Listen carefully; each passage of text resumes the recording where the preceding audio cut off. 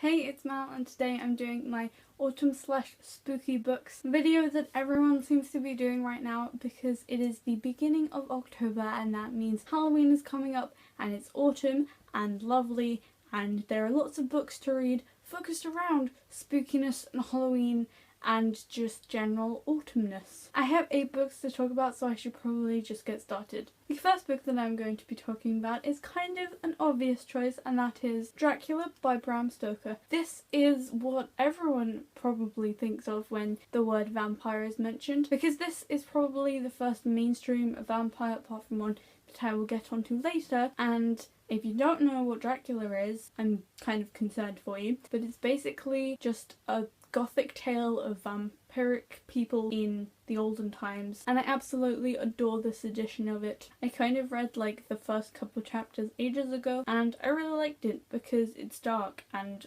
awesome, and need I say more. The next book/book series I'm going to talk about is kind of on the opposite end of the spectrum to Dracula, and that is the Raven Cycle series by Maggie Stiefvater. This is gothic because I have studied gothic and it checks all of the boxes that gothic does. It's basically based around this girl who since the age of 6 has been told that when she meets her true love, if she kisses him he will die, and then her aunt shows up and starts telling her all these things and taking her to things, and then she sees a ghost, but it's not a ghost, it's a spirit, and she gets involved with these boys from the local private school, and friendship and romance and everything good just happens, and it's so good. If you've been thinking about reading this, you should probably get to it right now because it's so good for the Halloween season. I absolutely adore these books. The next book I'm going to talk about is one that I read really recently, and that is The Night Circus by Erin Morgenstern.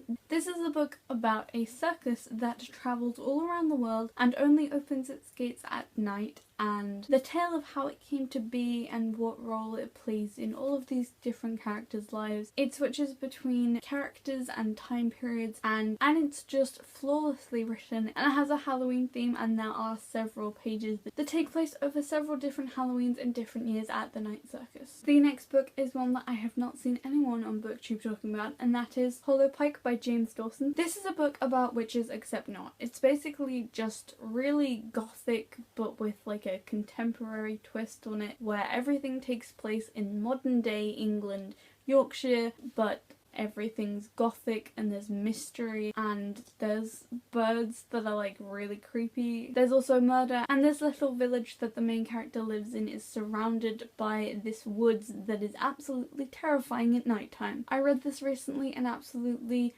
adored it, so I think people should pick it up and review it more on BookTube. The next book that I'm going to talk about I read quite a while ago, but is absolutely perfect for this video, and it is The Coldest Girl in Coldtown by Holly Black. This book is so good. It's basically about this girl who wakes up at a party in a bathtub, and then she realizes that everyone at the party that they were at had died and been killed by vampires while she was sleeping in the bathtub. Because in her world, vampires are just roaming free, but they're not supposed to be, so they have these cold towns where they just shove all of the vampires and the people that are trying not to become vampires but have been bitten by vampires. There's this whole lore and history about it, and this girl just gets dragged into this world of vampires, even though that was already kind of her world, because one guy left the window unlocked at night time when they had the party. If you didn't know, I absolutely love Holly Black. Her writing is always amazing, and The Coldest Girl in Coldtown is like one of my favourites. The next one is one that's very dear to my heart, and that is Camilla by Sheridan LaFanu. Camilla is a short story about a vampiress that seduces young ladies and then tries to eat them, and it predates Dracula by like 25 years, and it's amazing and everyone needs to read it, and also watch the web series. I have a video about it